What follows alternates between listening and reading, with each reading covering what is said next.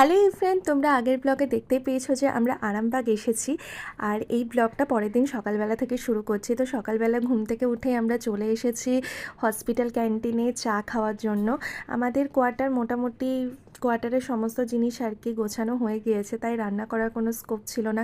দোকানি ভরসা, তাই ক্যান্টিনে চলে এসেছি চা খেতে। চাটা খেয়ে ভাবলাম যে একটুখানি হাসপাতালের ক্যাম্পাসটা ঘুরে দেখব, কারণ এখানে এতগুলো দিন কাটিয়েছি, এটার প্রতি একটা মায়া এসে গিয়েছে। তো আবার কবে আসবো তার তো ঠিক নেই। তো ভাবলাম যে আজকে লাস্ট বারের মতো একটু ভালোভাবে ঘুরে নিই। তো কলেজের সমস্ত ক্যাম্পাসটা ঘুরে টুরে নিয়ে আমরা চলে এসেছি কোয়ার্টার। আর কোয়ার্টার দেখতেই পাচ্ছ পুরোই মোটামুটি ফাঁকা, সমস্ত জিনিস গোছানো হয়ে গিয়েছে আর গাড়িতেও তোলা হয়ে গিয়েছে। এরপর আমরা ব্রেকফাস্ট সেরে নিয়ে চলে গিয়েছিলাম বিশাল মাঠে, কারণ আরামবাগে আমি আর শুভজিৎ সব থেকে বেশি এই বিশাল মাঠে ঘুরতে আসতাম, তাই ভাবলাম যে লাস্টবারের মতো একটুখানি ঘুরেই নিই। আর তারপরে আমরা লাঞ্চ সেরে বেরিয়ে পড়েছিলাম দুর্গাপুরের উদ্দেশ্যে।